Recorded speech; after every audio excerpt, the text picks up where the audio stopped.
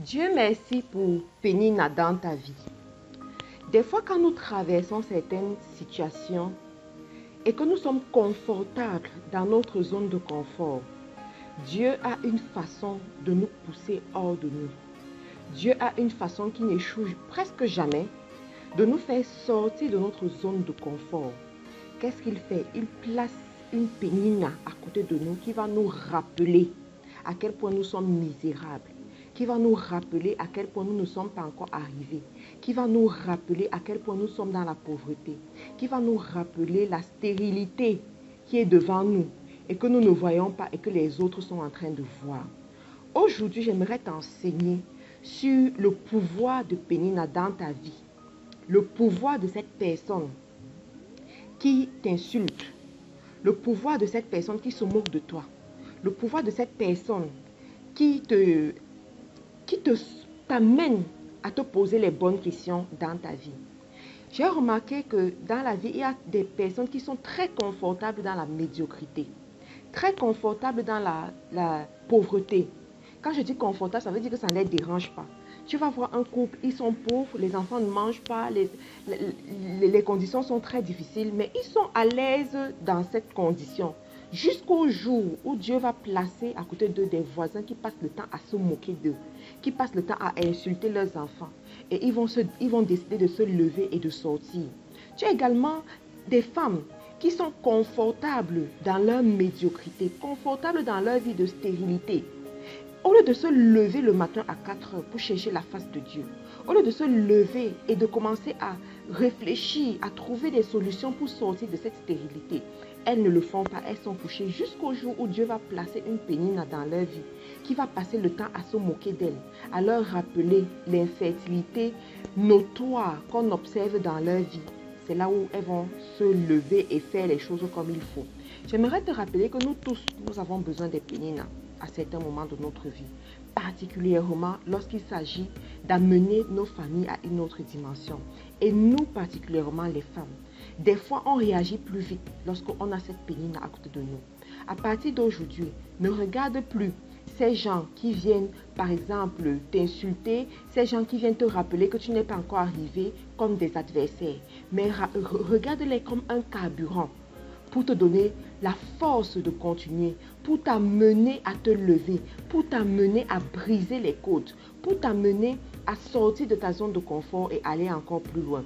J'aimerais te raconter une petite histoire. Je connais une femme qui a vécu dans la pauvreté pendant longtemps. Les membres de sa famille étaient tous pauvres, mais un jour, elle s'est retrouvée dans un cercle d'amis où les gens étaient riches. Et ces riches-là passaient le temps à se moquer d'elle, à lui dire, regarde, tu n'arrives même pas à avoir une voiture. Il faut tout le temps qu'on te porte. Tu es tout le temps en train de demander que les gens te portent d'une destination à une autre.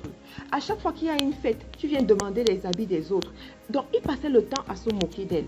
Ils étaient arrivés à une dimension où même avec les inconnus, ils se moquaient d'elle. Elle était devenue comme la petite boniche du groupe. À un moment donné, elle a dit jamais. Ça ne peut pas continuer comme ça. Il faut que je sorte de cette situation. C'est à ce moment qu'elle allait chercher à savoir quelles sont les clés de l'enrichissement. Quelles sont les clés pour quitter de la pauvreté à la vie de gloire. Et elle a trouvé ces clés. Et aujourd'hui, elle est riche. Donc, j'aimerais te dire toi aussi, quelle est la situation dans laquelle tu es qui te rend inconfortable? Quelle est la situation dans laquelle tu es que ta belle famille ne fait que te rappeler chaque jour? Quelle est la situation dans laquelle tu es que peut-être même ton mari, ça peut être lui ton Pénina, qu'il passe ton temps à te rappeler chaque jour que tu regardes, tu n'arrives pas à faire ceci, tu n'arrives pas à faire cela. Quelle est la situation dans laquelle tu es? Et il y a une tierce personne à côté de toi qui te rappelle que tu ne devrais pas être là, que tu ne possèdes pas encore, que tu es dans l'infertilité, dans l'improductivité. Prends tout cela comme un carburant et fais comme Anne.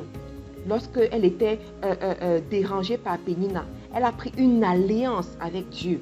Je vais te parler demain du pouvoir de l'alliance. Anne était obligée de briser les côtes, de prier dans son cœur à tout temps, d'aller voir le prophète et de demander la prière du prophète.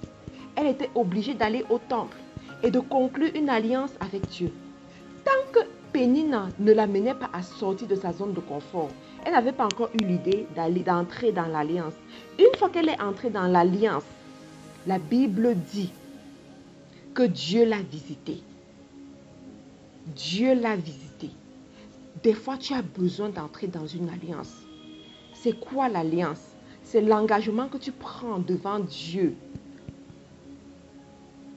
pour remplir une obligation et lui demander de remplir également une obligation en te donnant cette grâce que tu demandes depuis longtemps. Je vais te parler du pouvoir de l'alliance demain. Merci d'avoir pris la peine d'écouter cet enseignement. Je te prie de le partager. Tu peux également nous retrouver sur les réseaux sociaux Faiseurs d'Exploits International FDE sur Facebook, YouTube, Instagram.